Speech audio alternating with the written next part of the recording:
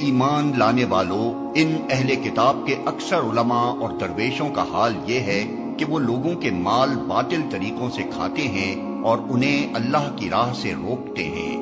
دردناک سزا کی خوشخبری دو ان کو جو سونے اور چاندی جمع کر کے رکھتے ہیں اور انہیں خدا کی راہ میں خرچ نہیں کرتے۔ ایک دن آئے گا کہ اسی سونے چاندی پر جہنم کی آگ دہکائی جائے گی اور پھر اسی سے ان لوگوں کی پیشانیوں اور پہلوؤں اور پیٹھوں کو داغا جائے گا۔ یہ ہے وہ خزانہ جو تم نے اپنے لیے جمع کیا تھا، لو اب اپنی سمیٹی ہوئی دولت کا مزہ چکھو۔ حقیقت یہ ہے کہ مہینوں کی تعداد جب سے اللہ نے آسمان و زمین کو پیدا کیا ہے، اللہ کے نوشتے میں 12 ہی ہے، اور ان میں سے 4 مہینے حرام ہیں۔ یہی ٹھیک ضابطہ ہے، لہذا ان 4 مہینوں میں اپنے اوپر ظلم نہ کرو اور مشرکوں سے سب مل کر لڑو جس طرح وہ سب مل کر تم سے لڑتے ہیں، اور جان رکھو کہ اللہ متقیوں ہی کے ساتھ ہے۔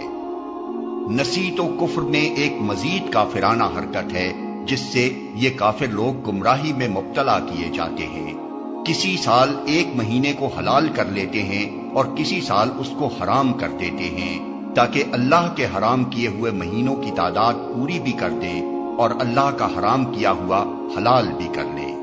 ان کے برے اعمال ان کے لیے خوشنما بنا دیے گئے ہیں، اور اللہ منکرین حق کو ہدایت نہیں دیا کرتا۔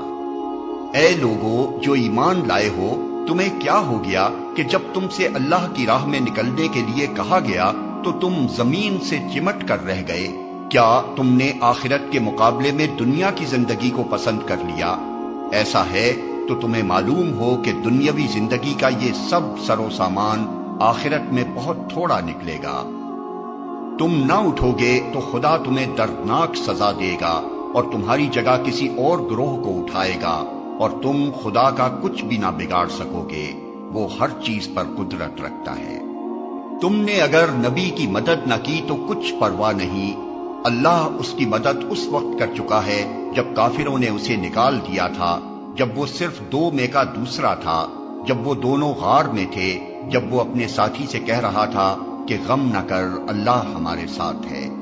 اس وقت اللہ نے اس پر اپنی طرف سے سکون قلب نازل کیا اور اس کی مدد ایسے لشکروں سے کی جو تم کو نظر نہ آتے تھے، اور کافروں کا بول نیچا کر دیا۔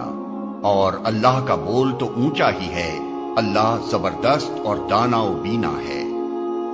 نکلو خواہ ہلکے ہو یا بوجھل، اور جہاد کرو اللہ کی راہ میں اپنے مالوں اور اپنی جانوں کے ساتھ، یہ تمہارے لیے بہتر ہے اگر تم جانو۔ اے نبی، اگر فائدہ سہل الحصول ہوتا اور سفر ہلکا ہوتا تو وہ ضرور تمہارے پیچھے چلنے پر آمادہ ہو جاتے، مگر ان پر تو یہ راستہ بہت کٹھن ہو گیا۔ اب وہ خدا کی قسم کھا کھا کر کہیں گے کہ اگر ہم چل سکتے تو یقیناً تمہارے ساتھ چلتے۔ وہ اپنے آپ کو ہلاکت میں ڈال رہے ہیں، اللہ خوب جانتا ہے کہ وہ جھوٹے ہیں۔ اے نبی، اللہ تمہیں معاف کرے، تم نے کیوں انہیں رخصت دے دی؟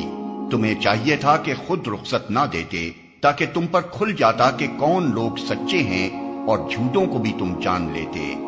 جو لوگ اللہ اور روز آخر پر ایمان رکھتے ہیں وہ تو کبھی تم سے یہ درخواست نہ کریں گے کہ انہیں اپنی جان و مال کے ساتھ جہاد کرنے سے معاف رکھا جائے۔